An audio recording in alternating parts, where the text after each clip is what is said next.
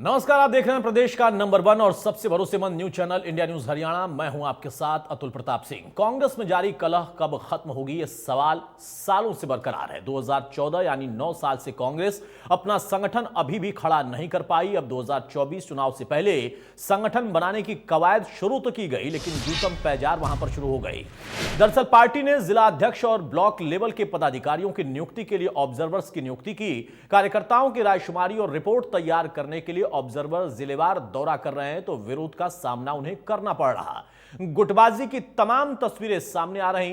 बापू बेटे की नहीं चलेगी ऐसे नारे सुनाई दे रहे। ऑब्जर्वर वापस जाओ, कई जगह पर इस तरह के नारे लगे। और तो और कई जगह आपस में लात घूंसे चलने की तस्वीर भी दिखाई दी।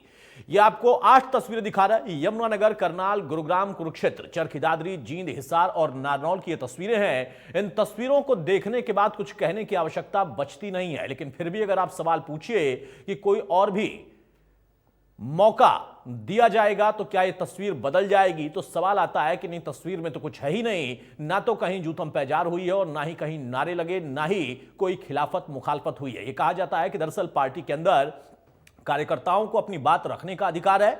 यह बात व्यवहारिक और स्वाभाविक भी है कि अगर कार्यकर्ता अपनी बात रखना चाहता है, अगर कोई उसकी आपत्ति है या कोई उसका सुझाव है, तो वो स्वीकार्य हो सकता है या उस पर चर्चा हो सकती है। लेकिन जब बात लात घूसों की हो, बात नारेबाजी की हो, तो फिर लगता है कि बात में कुछ तो गड़बड़ है। सर्वेक्षक लगाए गए हैं सभी जिलों में, 26 के 26 जिलों में। सब हुड्डा साहब की ही उससे लगे हुए हैं। एसआरके का एक भी सर्वेक्षक नहीं लगाया। इस बात का हमें नाराजगी है। क्या हमारे एसआरके के पास, क्या राहुल गांधी जी के पास एक भी ऐसा आदमी नहीं था जो हमारा सर्वेक्षण लग सके? ये लोग आगे सिर्फ हुड्डा साहब की बात करते हैं। देखिए, आदरणीय दीपक बाबरिया जी हमारे प्रभारी हैं स्टेट के, उन्होंने एआईसीसी से कोऑर्डिनेटर लगाए कि वो आके और हमारे जो कार्यकर्ता हैं पार्टी की, उनकी विचार सुने कि वो क्या चाहते हैं। सुनने की बजाय वो आए तो आते ही उन्होंने सबसे पहले कहा, आप ये बात मत बोलो, एक नेता के फेवर में मत बोलो, खिलाफ मत बोलो। जब एक हमारी नेता हमारे यहाँ से एमपी रैली, मंत्री रैली, प्रदेश अध्यक्ष रही, हमारे यहाँ का सारा सिस्टम पता है उनको कि कौन आदमी कितने काम के लिए सक्षम है। काली ग्लोस नहीं थी। कांग्रेस पार्टी जिंदाबाद के नारे लग रहे हैं, राहुल गांधी जिंदाबाद के नारे लग रहे हैं, सोनिया गांधी, खड़गे जी, कांग्रेस।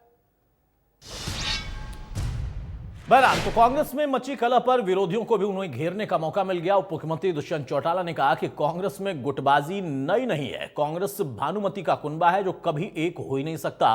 वहीं कैबिनेट मंत्री मूलचंद शर्मा ने कहा कि कांग्रेस में सिर्फ परिवार और बापू बेटे की चलती है। कांग्रेस की गुटबंदी कोई आज की चीज नहीं है। भानुमति का कुनबा कभी एक नहीं होकर चल सकता। और आप देखना, जो लोग कांग्रेस को सत्ता में लाने की बात करते हैं, आने वाले समय में वो कांग्रेस के विनाश की ओर उसको ले जाने का काम।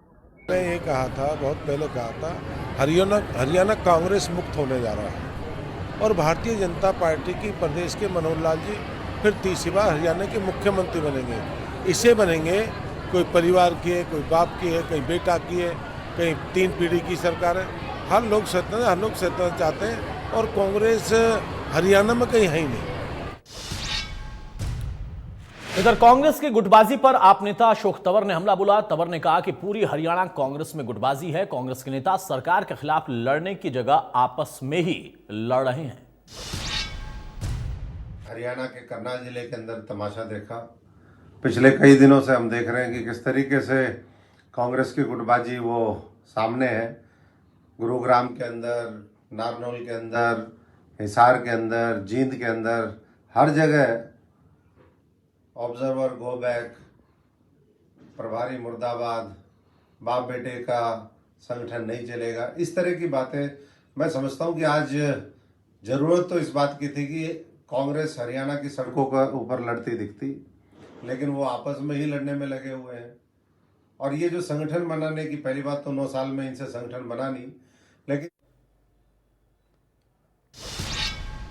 बहरहाल सवाल इस बात का है कि कांग्रेस में जूतम पैजार तो कैसे होगा 24 में बेड़ा पार। कलह के बीच कैसे खड़ा होगा संगठन जो कि 9 साल में नहीं हो पाया और ना ही कलह दूर हो पाई। बिना संगठन कैसे दूसरे दलों को भी बीजेपी खासतौर पर उसे टक्कर कैसे दे पाएंगे। हमारे साथ कुछ खास मेहमानों उनसे मैं आपको तारुफ कराता हूं। चर्चा में आगे बढ़ते हैं। प्रोफेसर वीरेंद्र चौहान है, बीजेपी के प्रवक्ता, बहुत स्वागत है चौहान साहब आपका। जोगिंदर मोर हैं, कांग्रेस के प्रवक्ता, बहुत स्वागत है मोर साहब आपका। विजेंद्र रेणु हैं नीलो की तरफ से, बहुत स्वागत है रेणु साहब आपका। और केसी भाटिया वरिष्ठ पत्रकार भी हमारे साथ हैं, बहुत स्वागत है भाटिया साहब आपका। जोगिंदर मोर साहब, कल जब यह सवाल पूछा गया कि क्या हुआ, तो ऑब्जर्वर्स ने कहा कुछ ना दिखा ना कुछ सुनाई दिया, लेकिन आज जो हुआ वो तो दिखाई भी दे रहा है, सुनाई भी दे रहा है, और नारों की गूंज उन तमाम कार्यकर्ताओं की प्रतिक्रिया के जरिए पूरे देश ने देखा, प्रदेश ने देखा।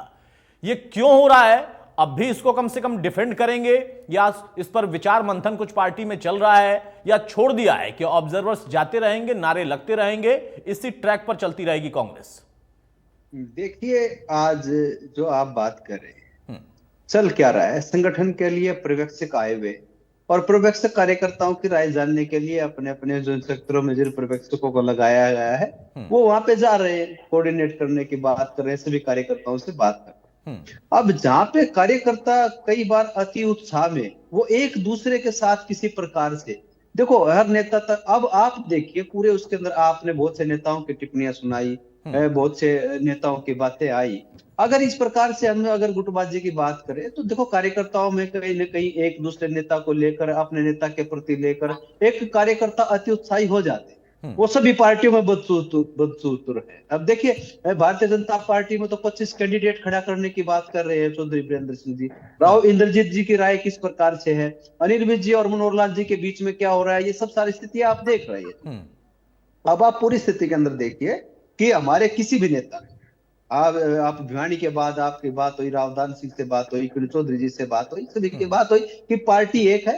कार्यकर्ताओं की कई बार बातें होती है, अब जब जनसमूह में प्रकार की बातें होती है और वो उस प्रकार से जो कार्यकर्ता अति उत्साह में, वो कहीं ना कहीं एक दूसरे के व्यक्तिगत भी कोई चीजें हो सकती है, उसका बहाना कुछ और हो सकता है, कोई और चीजें हो सकती है। इस प्रकार से अपनी राय रखने में पहले मैं जाऊं, मेरी जोगिंदर मोर साहब, रायशुमारी में कोई दिक्कत नहीं, और आपने बिल्कुल सही कहा कि सिर्फ कांग्रेस नहीं है, बाकी पार्टियों में भी ऐसी रायशुमारी होती है, नाराजगी होती है, कार्यकर्ता करते हैं, इसमें कोई दिक्कत की बात नहीं है। लेकिन अति उत्साह का मतलब क्या होता है? अति उत्साह में क्या जूते चप्पल चलेंगे? अति उत्साह में क्या बार बार एक ही नारा सुनाई देगा कि बापू बेटे वापस जाओ? ऑब्जर्वर्स हुड्डा साहब के ही नियुक्त किए हुए हैं, इस पर आपत्ति है, तो फिर कांग्रेस पार्टी जो कि अपने आप में सबसे पुरानी पार्टी है, उसका अपना पूरा जनाधार है, और हरियाणा प्रदेश में आप लोगों ने अब जब उसमें तैयारी करके कि हां एकजुटता के साथ जमीन पर जाएंगे, तो फिर ऐसी तस्वीर या ऐसा अति उत्साह, क्या मतलब है इसका? देखिए एक बात तो ये स्पष्ट तौर पे आप एक बात स्पष्ट कर ले रहे थे कि जितने भी जो पर्यवेक्षक लगाए हैं, ऑब्जर्वर लगाए हैं, वो हुड्डा साहब ने लगाए, ठीक है, वो प्रभारी जी ने अपने तरीके से लगाए हैं, चीजें हैं वो सारी की सारी। लेकिन कई बार कार्यकर्ताओं को, अब आप एक इक्के दुक्के कार्यकर्ताओं की जो बात है, वहां पे जो रायशुमारी बात हुई है, जो बात हुई है, अधिकतर लोगों की बात हुई है, उनकी तरफ तो देखिए ना। आप इक्के दुक्की घटनाएं जो हैं, जो इक्के दुक्के कार्यकर्ताओं के द्वारा की गई है, कितने लोग 200 250 लोगों से मिले हैं, और वहां पे एक दो आदमी ने अगर किसी प्रकार से इस प्रकार से बात कही है, वो कहीं ना कहीं जांच का विषय भी हो सकता है कि वो पार्टी से कितने जुड़े हुए हैं, वो लोग पार्टी का कितना भला चाहते हैं, किस प्रकार की चीजें हैं। ये सारी के सारी देखो, ये कई बार बहुत गैर मंथन की और चिंतन की बातें होती है, ऐसा नहीं है। और नहीं, अच्छी बात है, चिंतन मंथन मनन ये सब होना चाहिए मोर साहब, इस पर भी कोई आपत्ति नहीं है। सवाल इस बात का है ना कि आप कह रहे हैं कि इक्का दुक्का तस्वीरें थी, हम उस पर चर्चा कर रहे हैं। भाई 8 तस्वीरें मैंने दिखाई, जहां जहां आपके पर्यवेक्षक जा रहे हैं वहां पर वही बात दिखाई दे रही है, तो वो तस्वीर चाहे वो मीडिया में हो या फिर किसी पार्टी के अंदर हो, वो तस्वीरें ही सबसे ज्यादा चर्चा में आती हैं जहां पर ऐसा अति उत्साह होता है। आप सोचेंगे कि नहीं बाकी तस्वीरों पर हम चर्चा करें, तो तस्वीरें बाकी जो होती हैं वहां तो अगर सामान्य है तो सामान्य चर्चा, यहां पर स्थिति असामान्य है तो असामान्य चर्चा। चौहान साहब, जोगिंदर मोर साहब को यह शक है कि शायद ये कुछ लोग जो हैं, चंद लोग हैं, ये कांग्रेस से जुड़े हैं कि नहीं जुड़े हैं, इसकी भी जांच करानी चाहिए। और ऑब्जर्वर्स जा रहे हैं रायशुमारी करने, हर पार्टी में रायशुमारी जब होती है तो कुछ नाराजगी, कुछ इफ बट होता रहता है, बहुत सामान्य सी प्रक्रिया है, कोई बड़ी बात नहीं है, कोई लड़ाई नहीं है कांग्रेस में।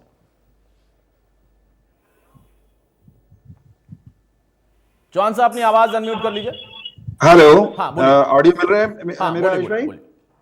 मैं ये कह रहा हूं कि अगर कांग्रेस वो कबूतर बनना चाहती है जिसके सामने बिल्ली, फूट की बिल्ली उसकी गर्दन मरोड़ने के लिए खड़ी है और बिल्ली झपटने को तैयार है, उसको निपटा देने के लिए तैयार है, और कबूतर भाई साहब यानी कांग्रेस जी उस बिल्ली के अस्तित्व को नकारना चाहते हैं कि ना ना ना, कोई बिल्ली बाली को नहीं अड़ा, कोई फूट फाट को नहीं। तो भाई इनको मैं शुभकामनाएं देता हूं। तय मानिए, फूट की बिल्ली कांग्रेस की नड़िया को, कांग्रेस रूपी कबूतर की नड़िया को पक्के तौर पे मरोड़ेगी। बिल्ली चाहे फूट की हो या कोई और चुनौती हो, उसका सामना करने और सच्चाई का सामना करने से काम चला करता है। परंतु आप और हम देख रहे हैं कई दिन से कांग्रेस के प्रवक्ता, कांग्रेस के नेता, कांग्रेस के ऑब्जर्वर, अगर उनसे कहीं कोई पूछ ले कि ये क्या चल रहा है साहब आपके आंगन में, ये क्या जूतम पे जा रहा है, कहां जूतियों में खीर बट रही है, नारे लग रहे हैं आपके खिलाफ, तो वो कहते हैं हमने तो कहीं देखा ही नहीं, ये तो ऐसा तो हो ही नहीं रहा। तो मेरे को ये लगता है कि कांग्रेस अपने जो सुनिश्चित विनाश है, जिस तरफ वो बढ़ती जा रही है, उससे आंख मूंद रही है। और अगर ये जानबूझकर ऐसा कर रहे हैं तो हम तो शुभकामनाएं देंगे। ये अपनी दुर्गति, अपने विनाश को आमंत्रित कर रहे हैं। एक नई बात आज की है डॉक्टर जोगिंदर मोर ने, इन्होंने कहा कि ये भी देखना है कि वो कांग्रेसी हैं कि नहीं। सचमुच ये भी लड़ाई है, एक मायने में ठीक कह रहे हैं ये। वो अर्थ क्या है, अर्थ इनको हजम नहीं होगा मोर साहब को। आपने आयुष भाई देखा होगा, सुना होगा, एक प्रेस कॉन्फ्रेंस हुई जिसको आजकल ये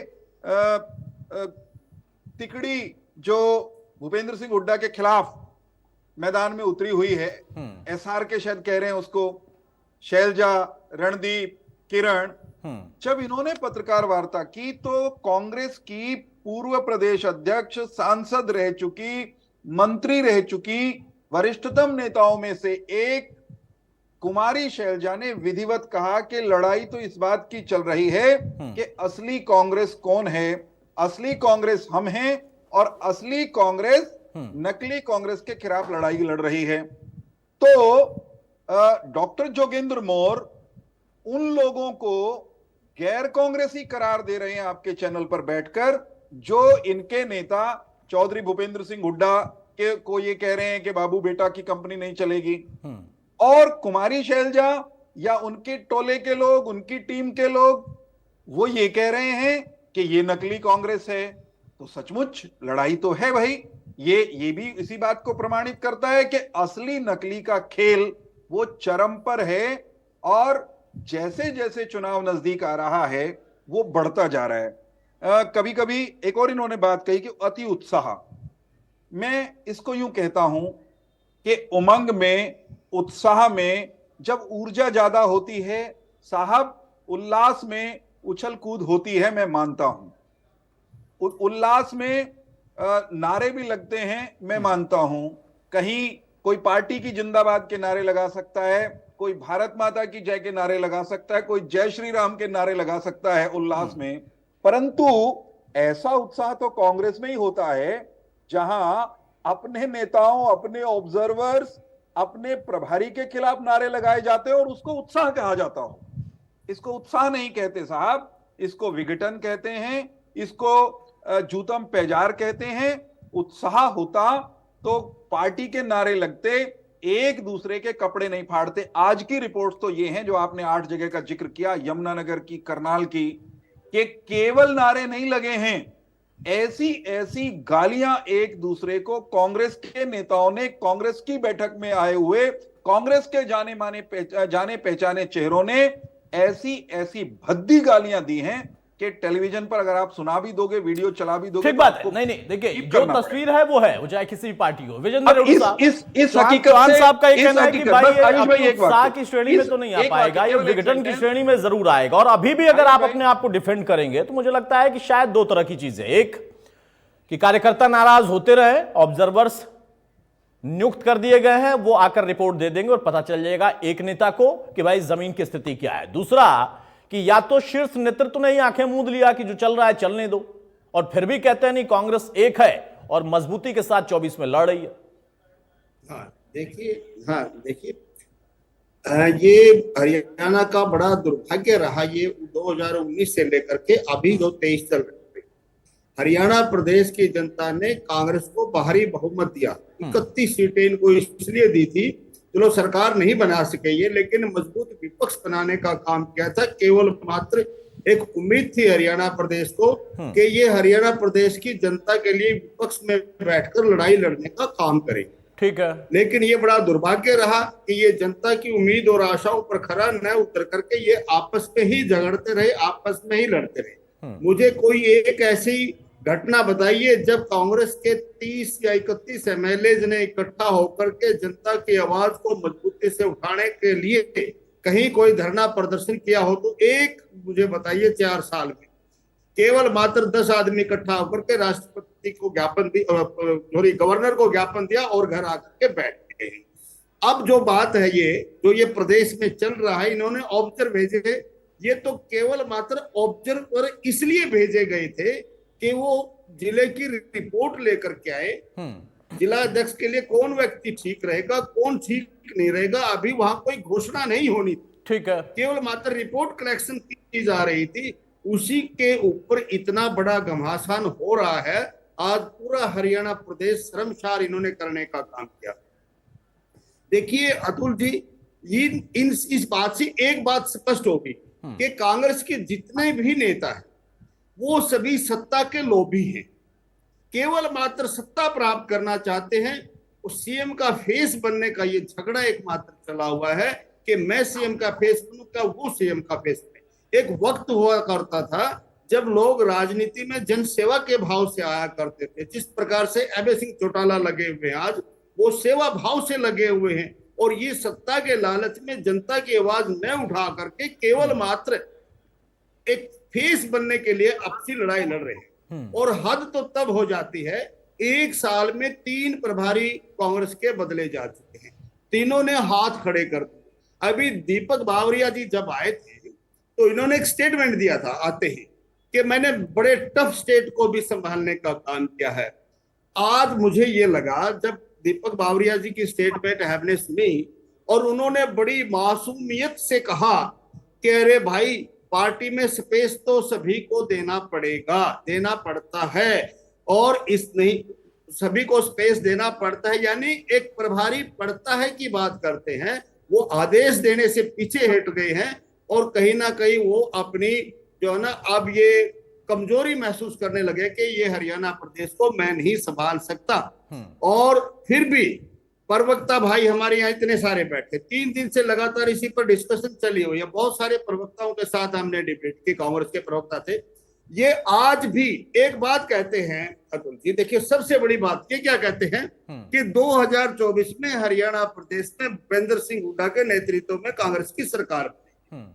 दीपक बावरिया जी कह चुके हैं कि कोई भी फेस नहीं होगा, इलेक्शन के बाद फैसला लिया जाएगा। मल्लिकार्जुन खड़गे जी इसको क्लियर कर चुके हैं, राहुल भी क्लियर कर चुके हैं कि बाद में फेस बनाया जाएगा अगर हमारी सीट आई तो। लेकिन जो भी प्रवक्ता वो सारे भूपेंद्र हुड्डा का नाम लेकर के ही डिबेट करते। इसका मतलब क्या बनता है कि ये बावरिया से भी ऊपर हैं, ये खड़गे जी से भी ऊपर हैं, और एक स्पष्ट नेता को लेकर के, एकमात्र नेता को लेकर नहीं, ये बात तो बिल्कुल साबित होती है, वो चाहे प्रवक्ताओं के जरिए हो, कार्यकर्ताओं के जरिए हो, या तो साथ हैं या फिर खिलाफ हैं। केसी मलकानिया साहब, अब एक पत्रकार के तौर पर इसको हम कैसे देखें कि कितनी मजबूत लड़ाई लड़ रही है आपस में कांग्रेस अपने अंदर, क्योंकि आप विपक्ष से लड़ेंगे, एक ऐसी पार्टी जो कि बड़ी डेडिकेटेड है, वो सत्ता में 2 बार से है, तीसरी बार में भी बहुत डेडिकेशन के साथ जाने की तैयारी में। हो सकता है कुछ फैक्टर होंगे सरकार के खिलाफ, आमतौर पर होता है इस देश में, लेकिन अगर विपक्ष इस तरीके से लड़ रहा, जूतम पैजार को कह रहे हैं कि नहीं ये तो अति उत्साह है, तो ये अति उत्साह किसको भारी पड़ेगा? तो कांग्रेस में जो लड़ाई है वो नेतृत्व की लड़ाई भी है, कौन इसके चुनावों के बाद मुख्यमंत्री बनेगा उसकी भी लड़ाई है। ये लड़ाई तब पैदा होती है जब तो आपका नेतृत्व कमजोर होता है, जब आपके पास कोई ऐसा नेता नहीं है जो कार्यकर्ताओं को, अपने संगठन को साथ लेकर चले, उसको मजबूत करे। हुड्डा जी थे जब तब भी कांग्रेस का संगठन खड़ा नहीं हुआ। शैलजा जी रही तब भी कांग्रेस का संगठन खड़ा नहीं हुआ, और अशोक तंवर जी थे तब भी संगठन धीरे धीरे खड़ा होता है, उसको बूथ लेवल तक ले जाना पड़ता है। परंतु कांग्रेस में लड़ाई शुरू से चलती आ रही है, और जब चाहे चौधरी भजन लाल जी थे, उनके नेतृत्व में चुनाव लड़ा गया था, परंतु हुड्डा जी को मुख्यमंत्री बना दिया गया, तो उसके बदले में चंद्रमोहन जी को उप मुख्यमंत्री बनाया गया। तो इस है जो लड़ाई चल रही है, भजन लाल जी ने जब देखा मेरी नहीं गलती, उन्होंने जनहित कांग्रेस बना ली, बंसीलाल जी ने अगली अलग पार्टी बना ली, वीरेंद्र जी छोड़कर चले गए। तो कांग्रेस में ये लड़ाई चल रही है। अगर ये लड़ाई चलती रही तो ये जो कांग्रेस का जो चुनावों में जीतना, बहुमत लेकर आना बहुत ही कठिन है, क्योंकि भूपेंद्र हुड्डा जी है, वो मुख्यमंत्री रहे, वो अपना काज जो है बाकी नेताओं से ऊपर समझते हैं, वो अध्यक्ष को भी अपने से भी अपने आप को ऊपर समझते हैं, और अध्यक्ष उनके साथ है। इसमें हरियाणा में 4 गुट माने जाते हैं, एक हुड्डा गुट है, एक शैलजा गुट है, एक किरण चौधरी गुट है, एक सुरजेवाला गुट है। तो मैं ये मानकर चल रहा हूँ कि एक हुड्डा ग्रुप है, एक विरोधी गुट है। विरोधी गुट में है शैलजा, किरण चौधरी और तीसरे दूसरे, और एक में है भूपेंद्र हुड्डा और उदयवान जी। तो इनमें खींचातानी चली है। ये लग रहा है दूसरे गुट को, सुरजेवाला गुट को, किरण चौधरी और शैलजा गुट को, कि अगर चुनाव आए तो चुनावों में हुड्डा के पास कमान रही, हुड्डा के नेतृत्व में चुनाव लड़ेगा, नेतृत्व में भी नहीं परंतु उनकी राय से टिकटें बांटी गई तो हमें स्पेस नहीं मिलेगा। दूसरी बात यह, हुड्डा भी स्पेशल कैच में साफ कह गए हैं कि पिछले चुनावों में 40 गैर हुड्डा गुट के लोगों को टिकट दी गई। अब देखना होगा कि उनमें से कितने लोग जीते। उनका कहने का मतलब है कि अगर मेरे कहने के अनुसार टिकटें दी जाती तो हम कांग्रेस पार्टी हरियाणा में सरकार बना लेती, इसीलिए हम 31 पे अटक गए। 31 से अटकने के बाद भी जेजेपी और दूसरे निर्दलियों के साथ भी सरकार बनाने की कोशिश की, परंतु भाजपा की जो थी वो सीटें बहुत ज्यादा थी, उनको जेजेपी का समर्थन भी था और आजाद निर्दलीय उम्मीदवारों का था, और उन्होंने बड़ी अच्छी तरह सरकार बनाई और गठबंधन की सरकार चलाई। अब लेकिन सवाल यह है ना मलकानिया साहब कि अगर कांग्रेस को हम हरियाणा में देखें, कांग्रेस देश की पार्टी, लेकिन हरियाणा के लिहाज से हम देखें तो क्या वाकई कांग्रेस मजबूत है या हुड्डा मजबूत है? अगर हुड्डा अपने हिसाब से टिकट देकर 31 सीटें ला सकते हैं तो इस बार उनका दावा बनता है, लेकिन कांग्रेस के अंदर ही अगर ये लोग सोचें कि उन्हीं का दावा क्यों बने, या कई नेता अपने समर्थकों के जरिए इस तस्वीर को पैदा करें, तो फिर वो किसको खत्म करने की कोशिश कर रहे हैं, ये भी अपने आप में सवाल होगा। जोगिंदर मोर साहब, चौहान साहब का भी वही कहना है, विजेंद्र रेड्डू साहब का भी कहना है कि अगर आपका यही अति उत्साह है तो आपको मुबारक है अति उत्साह। अब जब ऊपर से कह दिया गया कि कोई चेहरा नहीं है तो फिर नाम एक ही का लेकर क्यों ऑब्जर्वर्स जा रहे, रिपोर्ट लेने गए तो यह हाल है, आगे जब टिकट बंटवारा होगा तो क्या होगा? देखिए आयुष जी, मैं पहली बात तो चौहान साहब जी का जवाब दे दूं, सारे सिलसिलेवार सबके जवाब हम दे देंगे, कोई बात नहीं। कि देखिए, अब विजेंद्र रेड्डू जी कह रहे थे इनकी पार्टी में तो इतने वयोवृद्ध नेता के सामने इतनी बदतमीजियां की गई गोवाना में, और जो पार्टी का असर आपने देखा, पार्टी टूटी, आज जेजेपी बनी हुई है और ये स्थितियां हुई है। और वीरेंद्र सिंह जी जिस प्रकार से ये कहते हैं कि गठबंधन ही नहीं होगा, किसी प्रकार से चीजें नहीं होंगी, अपनी पार्टी के इतना मुखर होकर कोई बोलता है क्या? कोई किसी प्रकार से। राव इंद्रजीत नू की घटना को लेकर ये कहते हैं कि जो सरकार की मशीनरी पूर्ण रूप से फैल रही है, ये क्या फैल हुई है, ये क्या है? राव इंद्रजीत जी वहां पे जाते हैं तो कार्यकर्ता होते हैं, मुख्यमंत्री बोले राव इंद्रजीत चले जाते हैं तो लोग उसके साथ निकल के चले जाते हैं। अरविंद शर्मा के नाम के मुख्यमंत्री के जो है नारे लगते हैं। इनके आजाद अत्री जी ने गाली दी थी, गाली, जिस गाली को आप सुन भी नहीं सकते हैं टीवी पे, गाली दी थी मनीष ग्रोवर जी को, और वो सारे मीडिया ने दिखाई थी। तो रही बात, और अब ये बात कहते हैं जो विजेंद्र रेड्डू जी से ने कही है, उसका मैं बड़ा ऑब्जेक्शन के साथ कहता हूं। हमारे किसी भी नेता ने, एक भी नेता ने आज तक ये नहीं कही है कि मैं मुख्यमंत्री बनूंगा। भूपेंद्र हुड्डा जी ने यह कहा है कि जो हाईकमान चाहेगा, विधायकों से राय शुमारी होगी और जो जिसको विधायक चाहेंगे वो मुख्यमंत्री बन जाएगा। और कांग्रेस में ये रहा है कि जब हाई कमान ने किसी एक मुझे व्यक्ति को लगता है मुख्यमंत्री जोगिंदर का मोर साहब आशीर्वाद अभी दे कुछ दिया। दिन पहले ही सुरजेवाला साहब ने कोई प्रतिक्रिया दी थी सीएम कैंडिडेट को लेकर। सुरजेवाला साहब ने कतई ये प्रतिक्रिया वो उन्होंने एक प्रतिक्रिया दी अपने क्षेत्र में अपनी महत्वाकांक्षा को पूरी करने के लिए, अपनी चीजें करने के लिए, दिया गया राजनीति ना, में माहौल बयान बनाने तो के लिए दिया नेता गया ना, करते हैं। महत्वाकांक्षा है ना। बयान क्या दिया गया कि आप मेरे साथ आओ, मैं यहाँ की वो कर सकता हूँ। एक टाइम चौधरी भूपेंद्र हुड्डा जी ने ये बात कही है, एक टाइम राव इंद्रजीत जी ने ये बात कही है, वीरेंद्र सिंह इस बात को कहते हैं, ओम प्रकाश चौटाला इस बात को कहते हैं, अभय सिंह इस बात को कहते हैं, दुष्यंत इस बात को कहते हैं। तो कौन सा नेता इस प्रकार से अपने मतदाताओं को लुभाने के लिए इस प्रकार की बातें नहीं करता? मनोहर लाल जी किस प्रकार से बातें करते हैं? क्या सभी बातें नहीं करते इस प्रकार? वो एक अलग विषय है, अपने समर्थन के लिए, अपनी मजबूती के लिए, और देश के अंदर कितनी जगह पे इस प्रकार की जो चीजें होती है कार्यकर्ताओं में। आज भी हमारे किसी नेता का कोई भी किसी प्रकार की गुटबाजी का, और विजेंद्र रेड्डी जी जो बात कह रहे थे, हमारे 31 विधायक थे, हमारे 30 रह गए। कुलदीप बिश्नोई जी आज उधर चले गए हैं, जिस तरीके से ईडी के दबाव में चले गए। जब भी चाहे कांग्रेस की हल्ला बोल रैली थी महंगाई के खिलाफ, चाहे कांग्रेस के चंडीगढ़ के अंदर प्रदर्शन थे, चाहे हाथ से हाथ जोड़ो भारत जोड़ो यात्रा का जो कार्यक्रम था, उसके अंदर सभी विधायक साथ रहे हैं। और कांग्रेस के जितने भी प्रदर्शन चंडीगढ़ में हुए हैं, नहीं जोगिंदर मोर साहब देखिए, अगर ये साथ है तो फिर तो चौहान साहब देखिए मुस्कुराकर आपको मुबारकबाद दे रहे हैं कि ऐसा साथ आपका बना रहे। अब समय की थोड़ी पाबंदी मैं चाहूंगा, छोटे छोटे कमेंट रखा जाए। प्रोफेसर वीरेंद्र चौहान साहब, जोगिंदर मोर ने आपके भी कई नेताओं के बयान, कई नेताओं की भाषा, कई नेताओं का गलत व्यक्तित्व सुना दिया। उनका कहना है कि अति उत्साह इनके यहाँ ही नहीं है, आपके यहाँ भी है। इतनी गंदी गाली मनीष ग्रोवर जी के बारे में आप देखो कितनी गंदी गाली दी। चौहान साहब जल्दी जवाब दे दूं, अब मैं जवाब दे दूं। मैं ये कह रहा हूं, भारतीय जनता पार्टी में कभी कोई किसी के बारे में बिल्कुल उल्टा नहीं बोलता होगा। किसी मैं बीच में नहीं बोलना चाहता, आधा बोल रहे हो, बीच में बोल रहे हो ना, बीच में बोल रहे हो ना, मुझे कह रहे दो मेरी बारी। आपको सुना मैंने, मैं ये कह रहा हूं, हमने कभी ये दावा नहीं किया कि भारतीय जनता पार्टी में कभी एक दूसरे के बारे में कुछ नेता हल्का या छोटा नहीं बोल सकते। भाई भारतीय जनता पार्टी भी एक राजनीतिक दल है, और वहां पर काम करने वाले जो नेता और कार्यकर्ता हैं वो भी मनुष्य हैं, उनसे भी चूक हो सकती है। सवाल ये है कि कौन कहां किस बात के लिए लड़ रहा है, इस पर तो समाज चर्चा करेगा कि नहीं। मैं ये कह रहा हूं कि आपके यहां जो हो रहा है, आप उससे आंख कैसे मूंद सकते हैं? आप जो 9-10 साल में अपना संगठन नहीं बना पाए, अब संगठन बनाने चले हैं तो गाली गलौच हो रही है, ऑब्जर्वर गो बैक हो रही है, गालियां, गंदी गालियां दी जा रही हैं। आप इसको कैसे जस्टिफाई कर सकते हैं, या आप इससे आंख कैसे मूंद सकते हैं? हम तो यही कह रहे हैं कि आपकी पार्टी में भयंकर जूतम पेजार है, और ये हम नहीं कह रहे, ये आपके नेता कह रहे हैं। वो चौक पे करके दिखा रहे हैं, खुले में चौक पर आपकी पार्टी के आपके घर के गंदे कपड़े धुल रहे हैं। तो इसमें इस बात से इनकार करके आप क्या हासिल करना चाहते हो? केवल इसको इस रूप में कह सकते हैं कि आपके जो ऑब्जर्वर हैं वो फूट से इनकार करके अपने आप को राजनीतिक रूप से यूं कह सकते हैं कि वो तो अंधे हो गए हैं, जिनको दिखाई नहीं देता।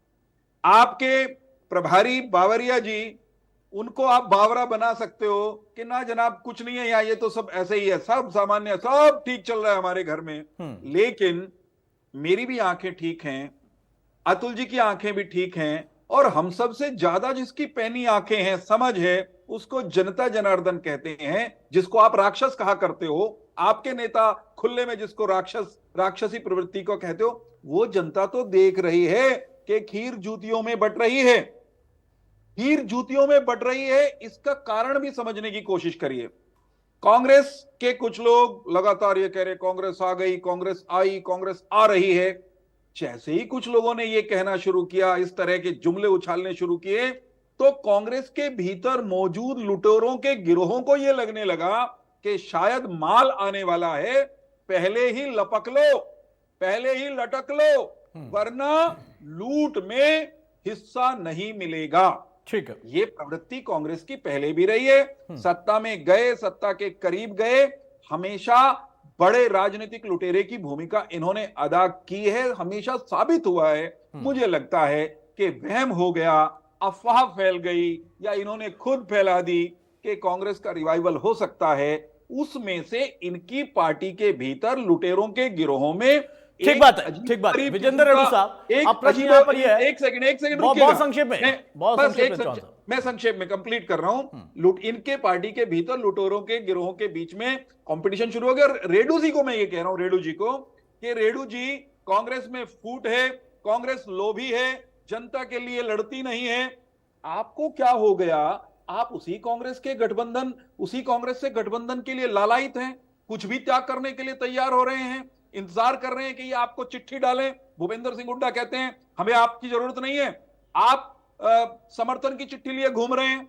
ब्याह की चिट्ठी की डाल उसके साथ जैसे शक्कर की परात आया करती। ठीक है, जवाब चौहान साहब जवाब ले लेता हूं। रेड्डू साहब 2 मिनट है आपके पास। अब प्रश्न यहां पर यह है कि कांग्रेस की तो जो स्थिति वो है, अब उसको मोर साहब संभालेंगे, लेकिन रेड्डू साहब जो दावा कर रहे हैं कि जनता की लड़ाई आप ही के नेता लड़ रहे हैं, तो अब चौहान साहब कह रहे हैं कि आप लड़ाई नहीं लड़ रहे हैं, जो नहीं लड़ रहे हैं आप उनके साथ जाने के लिए बेताब है और वो आपको पूछ भी नहीं रहे। लोग जानना चाहते हैं मजबूरी क्या है रेड्डू साहब, इतना गिरने की नीचे जरूरत क्या पड़ी आपको? अतुल जी देखिए, एक जन विरोधी एक बड़े दुश्मन को यदि मारना है, उसके लिए अभय सिंह चौटाला ने ये नीति अपनाई कि हमें किसी के साथ भी हाथ मिलाना पड़ेगा, मतलब तो प्रदेश को बचाने के लिए कहीं तक भी और एक ऐसी पार्टी को सत्ता से बाहर निकालने के लिए जिसने आज हरियाणा प्रदेश को हर फील्ड में पीछे धकेलने का काम किया है।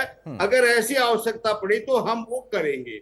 दूसरी बात, सामना करिए ना, इंडियन नेशनल लोकदल पार्टी आज प्रदेश में सबसे मजबूत नहीं करते सामना, और आप अकेले कर रहे हो मुकाबला, आप प्रदेश में बीच में दूसरे को बोलते रहते हो, और सबसे अनुशासित पार्टी गठबंधन कर, और गठबंधन आप कर रहे, आप एक दूसरे को गठबंधन कर रहे, इंडियन नेशनल लोकदल पार्टी और इतिहास पार्टी का, चाहे संगठन का मामला है चाहे अनुशासन का मामला है, इसका कोई सानी नहीं रहा है। ये ठीक कहा मोर साहब ने।